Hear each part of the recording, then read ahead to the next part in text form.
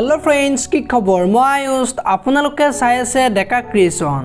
आपनालोকৰ কাৰণে এটা গুৰুত্বপূৰ্ণ খবৰ লৈ আহিছো গতিকে দেৰি নকৰি ভিডিওটো আৰম্ভ কৰো আহক খুচৰা পইচাৰে সপোন ক্ৰয় কৰি যুৱকে ঘৰলৈ আনিলে সপোনৰ বাইকখন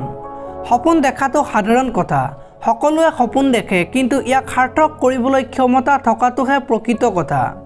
যাৰ বাবে সপোন সাৰ্থক কৰি চৰ্চিত হৈ পৰিছে এজন যুৱক 3 বছৰে ধৰি এটকীয়া মুদ্ৰা জমা কৰি অৱশেষত সপোনৰ বাইকখন ক্ৰয় কৰে মধ্যপ্ৰদেশৰ এজন যুৱকে সপোনৰ বাইকখন ক্ৰয় কৰাৰ বাবে বিগত 3টা বছৰে ধৰি জমা কৰি গৈছিল এটকীয়া মুদ্ৰা যি টকাৰে সপোন সাৰ্থক হৈ যুৱকগৰাকীৰ জমা কৰা খুচৰা পইচাৰে ঘৰলৈ আনে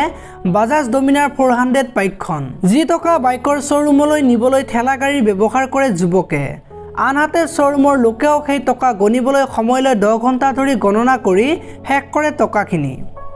3 বছৰৰ অন্তত যেতিয়া বাইকখনৰ দাম 2.6 লাখ টকা হোৱা দেখে লগে লগে জমা টকাখিনি গণি চাই দেখি সৌভাগ্যক্ৰমে সেই পৰিমাণৰে টকা জমা কৰিবলৈ সক্ষম হৈছে যুৱকগৰাকীয়ে তাৰ পিছত আৰু ৰৈ নাথাকি লগে লগে টকা লৈ উপস্থিত হয় সপোনৰ বাইকখন ক্ৰয় কৰাৰ বাবে আপোনালোকে ভিডিওটো চাই কেনেকুৱা পালে কমেন্ট কৰি জনাব যদি আপোনালোকে এতিয়ালৈকে ভিডিওটো লাইক কৰনে লাইক এটা কৰি দিব আৰু যদি চেনেলটো প্ৰথমবাৰৰ বাবে চাই আছে তেনেহলে চেনেলটো সাবস্ক্ৰাইব কৰি বেল আইকনটো প্ৰেছ কৰি দিব ধন্যবাদ